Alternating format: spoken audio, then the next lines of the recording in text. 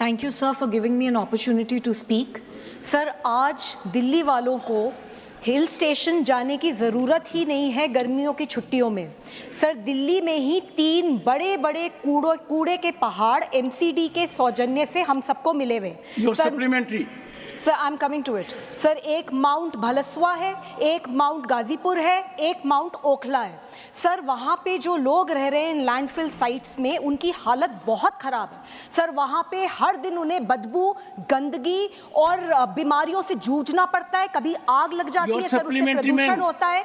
Sir, मेरी माननीय मंत्री जी से ये रिक्वेस्ट है, मैं उनसे ये जानना चाहती हूँ सर कि क्या कोई भी एमसीडी के द्वारा आपको प्रपोजल दिया गया है कि कैसे इस कूड़े के पहाड़ों से निजात पाई जा सके, और सर अगर प्रपोजल दिया गया है तो उस पर क्या काम हुआ है, और क्या केंद्र सरकार एमसीडी की जिम्मेदारी इस मामले में तय कर सकती है? माननीय मंत्री जी।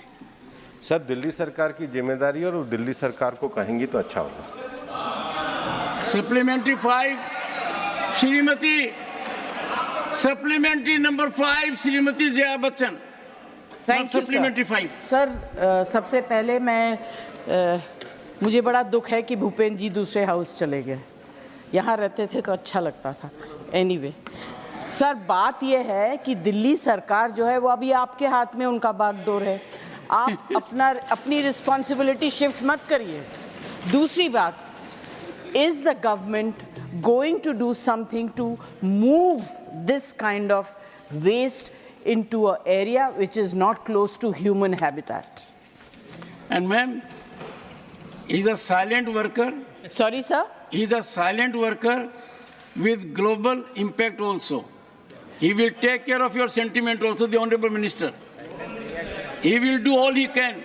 It doesn't matter whether in this house or that house. आप उनको validate मत करिए। उनका काम जो है is enough validation for all of us. Thank you. We have been his colleagues for many years. Honorable Minister. Sir, मैं आपके माध्यम से सम्मान्य जया जी को कहना चाहता हूं, मैंने अपने प्रश्न के उत्तर के प्रारंभ में भी ये कहा था कि हमने 2016 में रूल्स और रेगुलेशन बनाए, और उसके बाद जैसे जैसे ई वेस्ट से लेकर बाकी चुनौती आई है हमने रेगुलेशन बनाए हैं, लेकिन इसकी जो एग्जीक्यूशन की एजेंसीज हैं वो स्टेट गवर्नमेंट है। हम एनकैप के अंतर्गत पैसा भी प्रदान करते हैं, जिसमें हम वायु प्रदूषण के साथ साथ solid waste management, water pollution के लिए भी हम लोग पैसा देते हैं।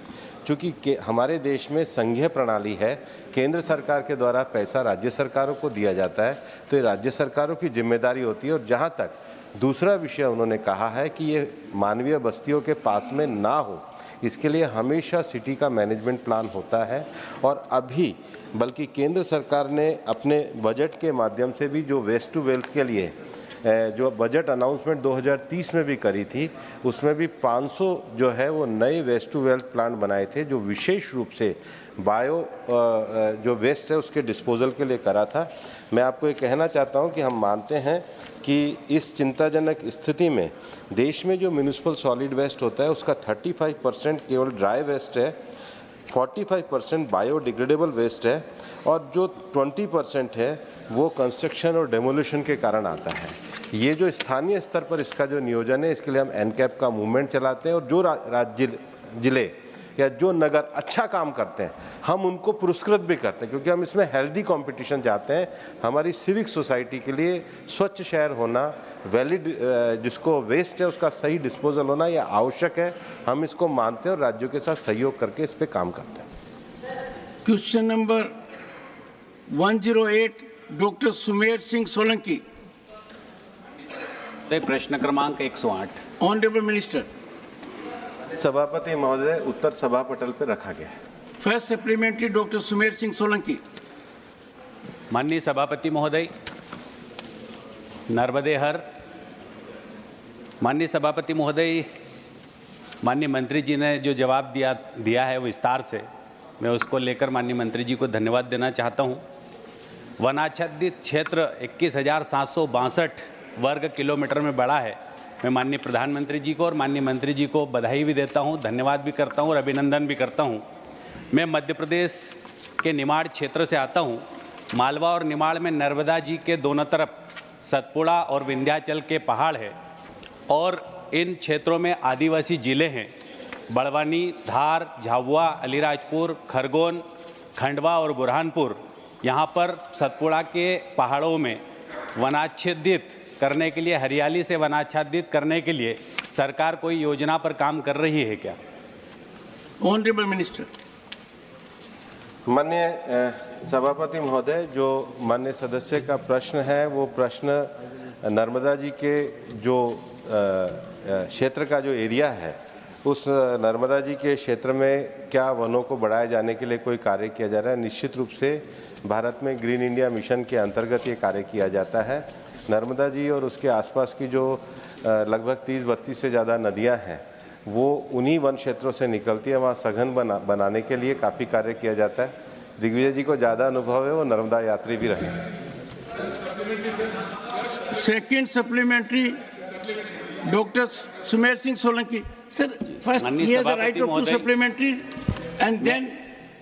माननीय सभापति महोदय, मैं आपके माध्यम से माननीय मंत्री जी को फिर से धन्यवाद दूंगा कि स्वर्गीय अटल बिहारी वाजपेयी जी की सरकार जब हमारे देश में थी तो करोड़ों आदिवासी भाइयों और बहनों को वनाधिकार के पट्टों का वितरण किया गया।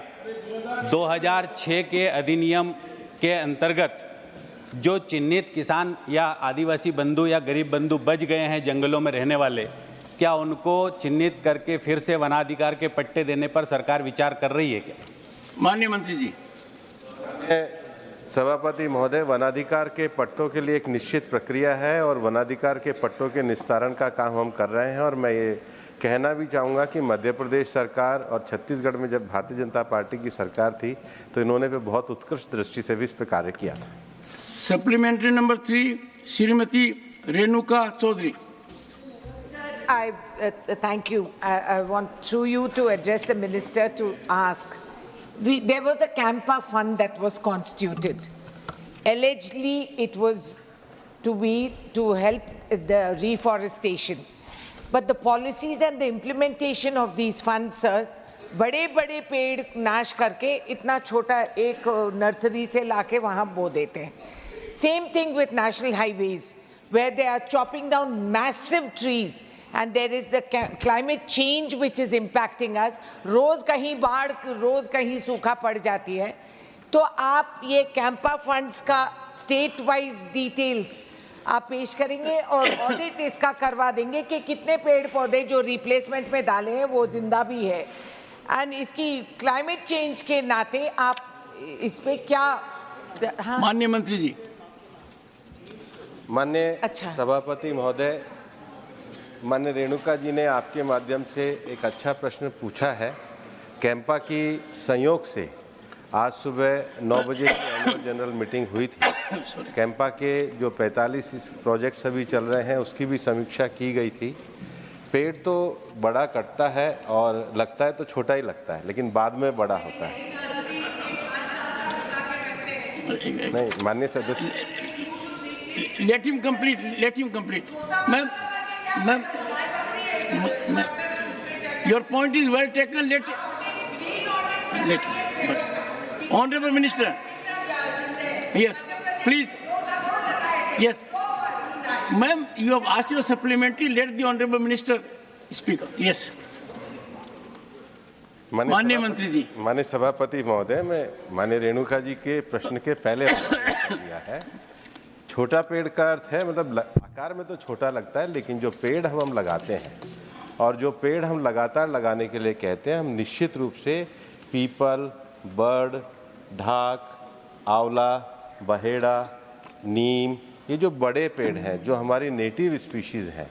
और माननीय सभापति महोदय, मैं आपके माध्यम से कहना चाहूँगा, हमने क्षेत्र के अनुसार जिले के हिसाब से इसका वर्गीकरण किया है।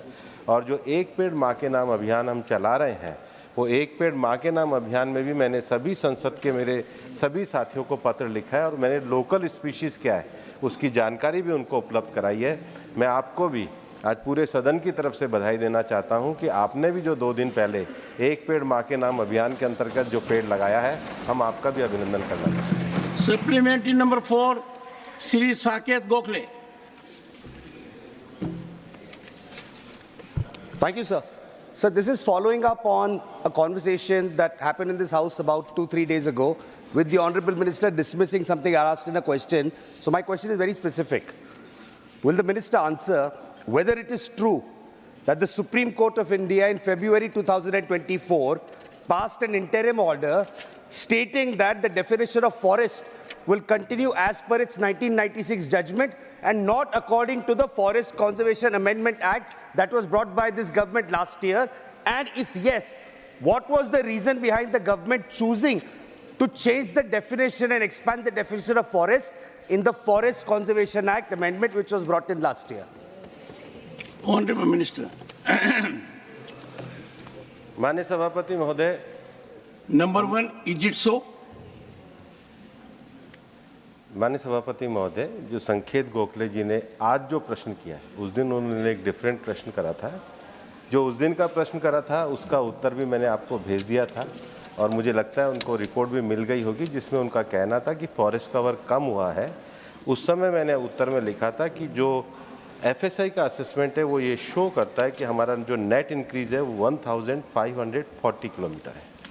दूसरा जो इन्होंने प्रश्न किया है, 1980 का जो फॉरेस्ट कंजर्वेशन एक्ट हमने अमेंड किया है उसकी पिटीशन सुप्रीम कोर्ट में फाइल हुई है। सुप्रीम कोर्ट में 12 दिसंबर 1996 का एक जजमेंट पास हुआ जिसमें उन्होंने कहा forest means dictionary meaning of forest.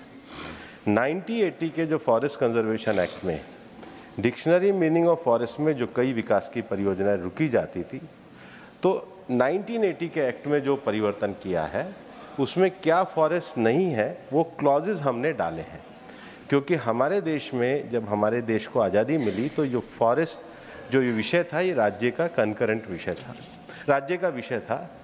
जो बाद में कांग्रेस के समय में जो अमेंडमेंट हुआ फॉरेस्ट को कंकरेंट सब्जेक्ट में डाला गया और 1980 में उसी के कारण फॉरेस्ट कंजर्वेशन एक्ट आया।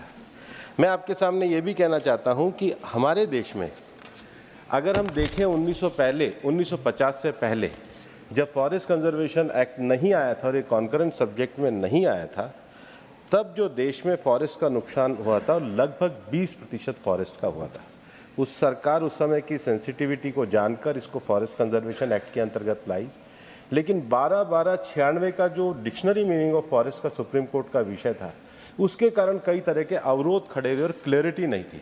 उस क्लैरिटी के लिए हम फॉरेस्ट कंजर्वेशन एक्ट में फॉरेस्ट क्या नहीं है वो लेकर के आए हैं और इसलिए ये मामला अभी सब जुडिस है। हम पूरा जो विषय है सुप्रीम कोर्ट में भी रखने वाले, डेफिनेशन पे कोई क्वेश्चन नहीं उठा है।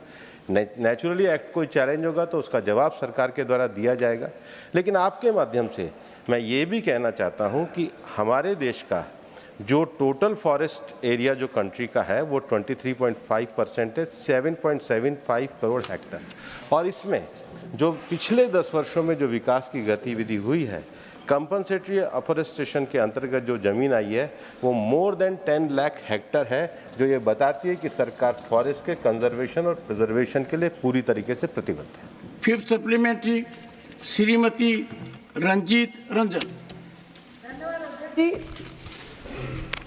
सर, मैं आपके माध्यम से मंत्री साहब से पूछना चाहती हूँ कि कृपया एक तो स्टेट वाइज ब्यौरा दें कि किन किन प्रदेशों में कितनी फॉरेस्ट लैंड को अन पर्पस के लिए डाइवर्ट किया गया है, और साथ ही आपने उत्तर में दिया है कि 2011 की तुलना में 2021 में आकलन में वनाच्छेद क्षेत्र जो है वो बढ़ा है, तो इसका क्या विवरण है, कहाँ पे बढ़ा है और उसकी क्या सिचुएशन है, और क्या सरकार, दिल्ली राजधानी है देश की और अपना यहाँ कोई वन क्षेत्र नहीं है और यमुना के किनारे बहुत सारी जो ज़मीन है वो अननेसेसरी बहुत अवैध कब्जे लगातार हो रहे हैं, तो क्या सरकार की ऐसी कोई योजना है कि यमुना के किनारे जो ज़मीन ऐसे ही पड़ी है पीपल जैसे वृक्ष लगाकर एक वन दिल्ली में भी बसाया जाए, क्योंकि सबसे पॉल्यूटेड जो हमारी जिला है, प्रदेश है, वो दिल्ली है। Thank you so much. माननीय सभापति महोदय, ये माननीय सदस्य ने एक अच्छा विषय ध्यान दिलाया है कि यमुना के किनारे जो ज़मीन में एनक्रोचमेंट होता है और वहीं पर हमने पेड़ लगाने का काम शुरू किया है। माननीय उपसभापति महोदय जी, सभापति महोदय जी भी वहीं पर पेड़ लगा के आए। मैं तो ये कहूँगा कि पिछले वर्ष भी उस जगह पर हम लोगों ने एक पेड़ लगाने का काम किया, विशेष रूप से जो यमुना का जो एनक्रोचमेंट का एरिया उसको खाली कराते हुए हम लगातार पेड़ लगा रहे हैं। सदस्य भी लगाना चाहे तो उनका भी स्वागत है। फॉरेस्ट सर्वे में किस क्षेत्र में फॉरेस्ट बढ़ा है और किस में नहीं बढ़ा है, इसकी जो पूरी रिपोर्ट है वो हमारी द्विवार्षिक रिपोर्ट आती है जो 1987 से इस देश में प्रारंभ हुई है, और उस रिपोर्ट में के अंतर्गत ये सारा विषय दिया जाता है और उसमें यह भी विश्लेषण किया जाता है कि डेंस फॉरेस्ट, मीडियम फॉरेस्ट और ओपन फॉरेस्ट की क्या स्थिति है। ये FSI की रिपोर्ट उपलब्ध है, मैं माननीय सदस्य को भी उपलब्ध करा दूंगा जिसमें पूरा डिटेल है। 26 वर्षों में 17,000 से अधिक डॉक्टर बना चुका बिहार एवं झारखंड के छात्रों एवं अभिभावकों के बीच सर्वाधिक विश्वसनीय एवं लोकप्रिय संस्थान गोल, नेशंस लीडिंग इंस्टीट्यूट। हमारा विश्वास गोल के साथ।